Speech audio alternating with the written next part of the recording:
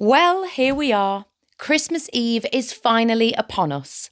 And this evening, I wanted to spend my time with you in a truly traditional way by doing something that feels gentle and timeless, whilst also not taking up too much of your time. And so whether you watch or listen along, I thought tonight we could cozy up with my vintage copy of The Night Before Christmas. So warm milk and mince pies at the ready, and let's really settle in to the festive spirit. And I've cracked open the good microphones for this. The Night Before Christmas by Clement C, illustrated by Arthur Rackham. 'Twas the night before Christmas, when all through the house not a creature was stirring, not even a mouse. The stockings were hung by the chimney with care, in the hopes that St. Nicholas soon would be there. The children were nestled all snug in their beds, while visions of sugar plums danced in their heads. And Mama in her kerchief, and I in my cap, had just settled our brains for a long winter's nap. When out on the lawn there arose such a clatter, I sprang from the bed to see what was the matter. Away to the window I flew like a flash, tore open the shutters and threw up the sash. The moon on the breast of the new-fallen snow gave the lustre of midday to objects below, when what to my wondering eyes should appear but a miniature sleigh and 8 tiny reindeer, with a little old driver so lively and quick, I knew in a moment it must be St. Nick. More rapid than eagles his coursers they came, and he whistled and shouted and called them by name. Now Dasher, now Dancer, now Prancer and Vixen, on Comet, on Cupid, on Donner and Blitzen, to the top of the porch, to the top of the wall.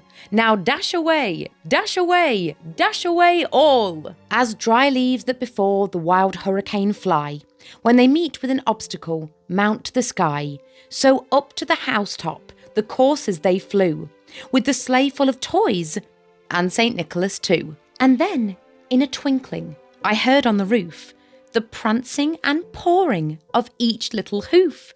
As I drew in my head and was turning around, down the chimney St. Nicholas came with a bound. He was dressed all in fur from his head to his foot, and his clothes were all tarnished with ashes and soot. A bundle of toys he had flung on his back, and he looked like a peddler just opening his pack. His eyes how they twinkled, his dimples how merry, his cheeks were like roses, his nose like a cherry. His droll little mouth was drawn up like a bow, and the beard of his chin was as white as the snow.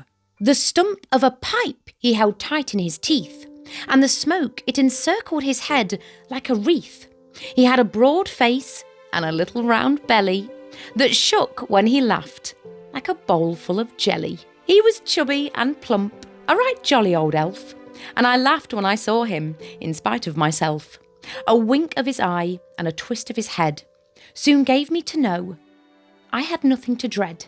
He spoke not a word, but went straight to his work, and filled all the stockings, then turned with a jerk, and laying his finger aside of his nose, and giving a nod, up the chimney he rose. He sprang to his sleigh, to his team gave a whistle, and away they all flew like the down of a thistle.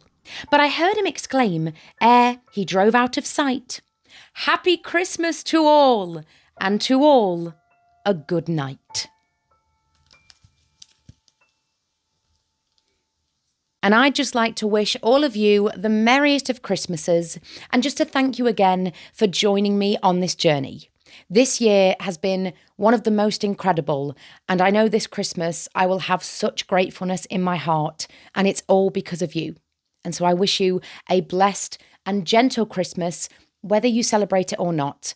And I'm incredibly excited to welcome you back in my home in the new year. So Merry Christmas, my lovelies. Take care of yourselves and take it steady if you can. Rest and be merry, and I will see you very soon.